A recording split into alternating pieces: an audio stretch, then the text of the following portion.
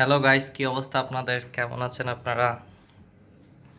আজকে job to business একটা journey নিয়ে খুব ছোট্ট কিছু বিষয় আপনাদের সাথে শেয়ার করব, যেগুলোর মধ্যে খুব গুরুত্বপূর্ণ নলেজ থাকবে, তাই আপনার টাইম ওয়েস্ট হবে না।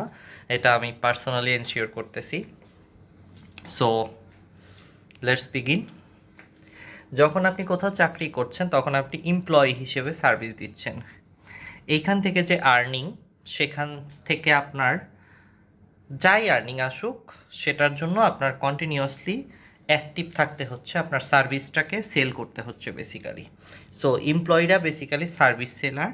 তো ওনাদের বিজনেসের মধ্যে বেসিক্যালি তারা কি করে, সে যদি কোনো ভার্সিটির টিচার হয়ে থাকে তাহলে মানে হলো সে নিজের সার্ভিসটাকে ভার্সিটির স্টুডেন্টরা হলো কাস্টমার, তাদের কাছে সেল করতেছে এবং কোম্পানিটা এভাবে আর্ন করতেছে। সেই আর্নিংয়ের একটা প্রফিট বেসিক্যালি স্যালারি হিসেবে দেওয়া হচ্ছে টিচারকে। এভাবে করে অনেকে হইতে পারে অন্য কোনো একটা চাকরিজীবী মানুষ। বেসিক্যালি এরা হলো এমপ্লয়ি। এমপ্লয়ি বেসিসে আর্নিংয়ের একটা লিমিটেশন থাকে, অনেক বেশি আর্নিংও হতে পারে।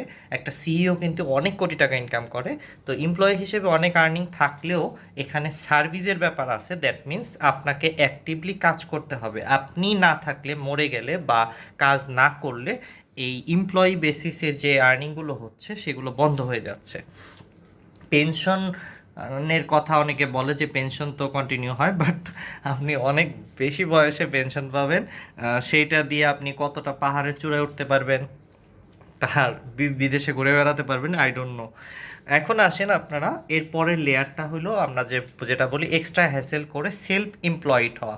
সেলফ এমপ্লয়েডের ব্যাপারটা কি? সেলফ এমপ্লয়েড হইল একটা মানুষ সার্ভিস বা প্রোডাক্ট যাই বানাইতে পারে, তার সার্ভিসটাকে বা প্রোডাক্টটাকে সে কোনো একটা স্কিলকে সে সেল করতেছে উইদাউট এনি অর্গানাইজেশন, বা তার নিজের পরিচিতির মাধ্যমেই সেল করতেছে। এটা হয়ে গেল সেলফ এমপ্লয়েড ব্যাপার। মানে কি, আগে সাপোজ একটা মানুষ ঘুড়ি বানাইতো, এটার এই একটা কোম্পানিতে চাকরি করতো, সেখানে কাইটস অর্থাৎ ঘুড়ি বানায়, তখন সে এমপ্লয়ি ছিল।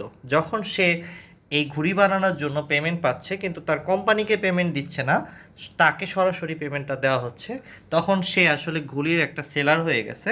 দ্যাট মিন্স এই ঘুড়ি থেকে তার সেলফ এমপ্লয়মেন্টের কারণে আর্নিং আসতেছে। এরপরে আসেন, এই লেয়ারটা যদি আপনারা অ্যাচিভ করে ফেলেন, যে আপনার যে স্কিল আছে যেটা আপনি কোনো কোম্পানিকে সার্ভিস হিসেবে বেচতেছেন, মানে যেখানে আপনি জব করতেছেন ওইটাকে আপনি আবার পার্সোনালি সেল করতে পারতেছেন, তাহলে আপনি সেলফ এমপ্লয়েড হয়ে যাচ্ছেন।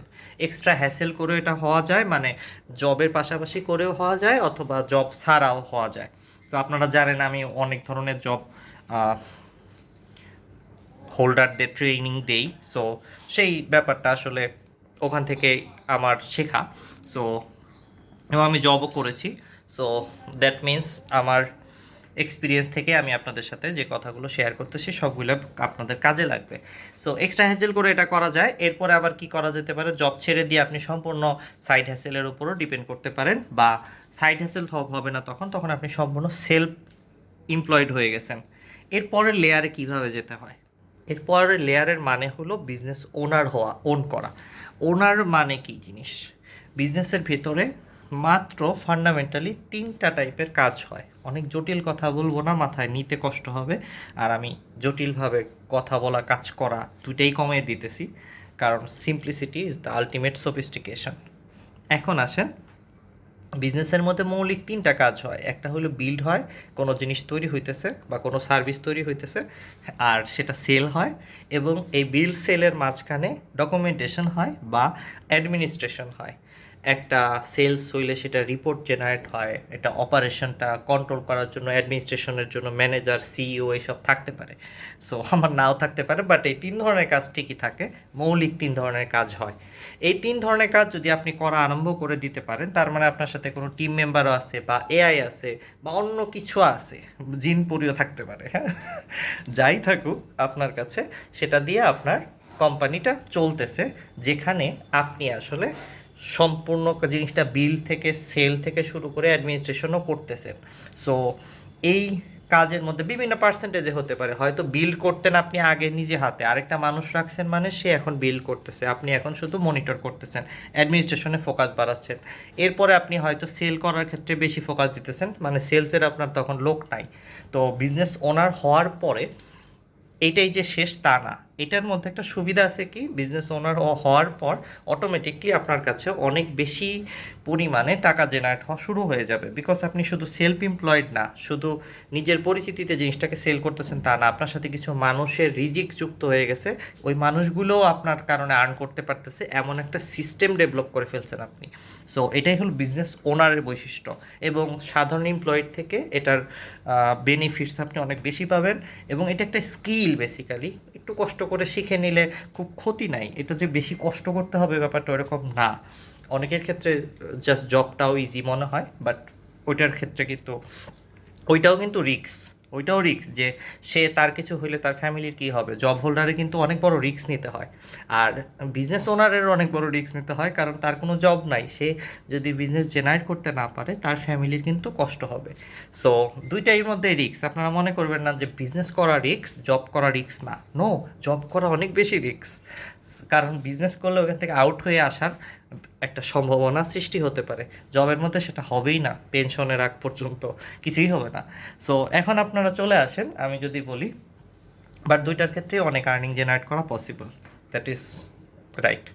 এই বিজনেস ওনার হওয়ার পরবর্তী ধাপে আপনি কিভাবে যাবেন, এটাকে বলা ইনভেস্টর ধাপ, মানে ওই বিজনেসটা সম্পূর্ণ আপনি ডিজাইন করেছেন, ওটার মধ্যে থেকে বের হয়ে এসে কাউকে সিইও বানিয়ে দিয়েছেন, that is the ultimate layer, যেখানে আপনি ইনভেস্টর হয়ে গেছেন, শুধু আপনি টাকা দিতেছেন এবং টাকা কামাই করতেছেন একটা সিস্টেমের মধ্যে, সিস্টেমটাকে মাঝে মাঝে মনিটর করতেছেন, অথবা করতেছেন না, আপনার লোকজনের সাথে আপনার সম্পর্ক ঠিক আছে, তারা আপনাকে সঠিক ডেটা ইনফরমেশন দিচ্ছে, এবং এই সিস্টেমটা অটোমেটিকলি গ্রো করতেছে। অনেক ছোট গাছ দেখবেন কিছু সময় পর পর পানির ডিমান্ড করতেছে, কিন্তু একটা সময় অনেক বড় হয়ে গেলে, ওর শিকড়টা অনেক বেশি গভীরে চলে গেলে, তখন দেখবেন গাছটা কিন্তু একা একাই বড় হয়, আপনার পানি দেওয়ার আর দরকার পড়ে না।